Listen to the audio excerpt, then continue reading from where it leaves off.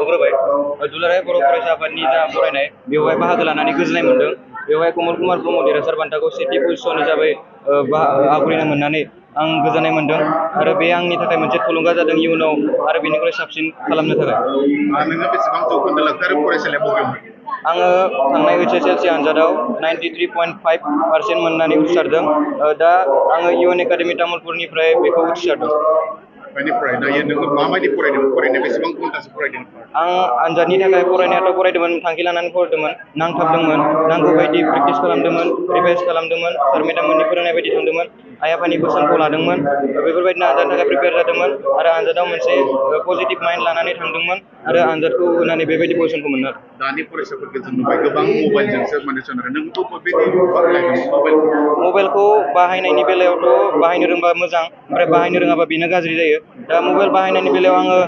आंनि खामानियाव नांगौ बायदि सम नायनानै बाहायदोंमोन माबाफोर बुजि मोनबाय बायाखैबा बेवहाय आं सार्च खालामनानै मोजाङै बुजि मोनसिनो थाखाय नायदोंमोन आरो बांसिनै रोंसिननो थाखाय आं बेखौ बाहायदोंमोन बिदि आङो गाज्रिनि थाखाय बाहायनाय जायाखै नोंनि देरहासारनायाव सोर बांसिन मदद होदों आरो सोर थुलुंगा होदों आंनि देरहासारनायावथ' बांसिन हिसाबै आंनि आइ आफायानो आंगो आइ आफायानो बेखौ आंखौ बांसिन हेफाजाब होदोंमोन आरो आंनि फरायसालि सार मेडाममोनाबो गोबां हेफाजाब होदोंमोन लोगोसे तामुलपुर जिल्ला दुलाराय बर' फरायसा आफादनि सार बिथांमोनाबो हेफाजाब होदों नोंनि बयनिख्रुइ माने साबसिन मोजां मोननाय साबजेक्टआ आंनि बयनिख्रुइ साबसिन मोजां मोननाया आङो मेथामेटिक्स साबजेक्टखौ मोजां मोनो दायो बबेयाव लाखो आङो दा तामुलपुर कनफिडेन्ट एकाडेमियाव लादों साइन्सआव लादों आं इयुनाव बिदिनो दा साइन्सजों फरायलांदों ओमफ्राय बिदिनो सासे मोजां सुबुं जानो सानदों आं टारगेटआ बिदि जेदाबलिनि दा प्रिपेयार खालामलांनो सानदों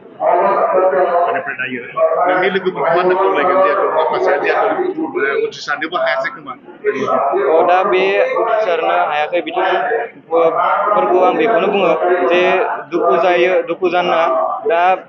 जिउआव जेननाय देरहानाय थायो दा बे दुखुखौ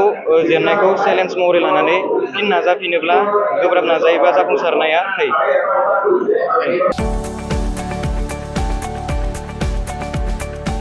गुन गोनां गोजौ सोलोंथाइ लानो गोसो जानाय फरायसाफोरनि थाखाय मोनसे फोसावथाय फरायसाफोरनो गुन गोनां गोजौ सोलोंथाइ होनायनि मोजां खाबु लानानै फैदों रुनिकाटानि इउएन एकाडेमिया रुनिकाटानि इउएन एकाडेमियाव 2025-26 सोलोंथाइ बोसोरनि थाखाय गोदानै मुं थिसननाया सोलिगासिनो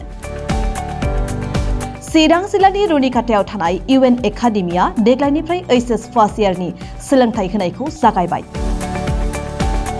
बे एकाडेमियाव आर्ट्स स्ट्रीमाव 11 थाखो एबा एचएस फार्स्ट इयारनि गोदानै मुं थिसननाया दासान्दि सोलिगासिनो दं रोंगौथि गोनां फोरोंगिरिनि फोरोंथाय होनाय आरो सोलोंथाइनि गासै गोनां खाबुफोर थानाय बे एकाडेमियाव गुन गोनां सोलोंथाइ होनायजों लोगोसे हौवासा आरो हिन्जावसाफोरनि थानायनि थाखाय आलादा आलादायै साखोन सिखोनै हस्टेलनि खाबु दं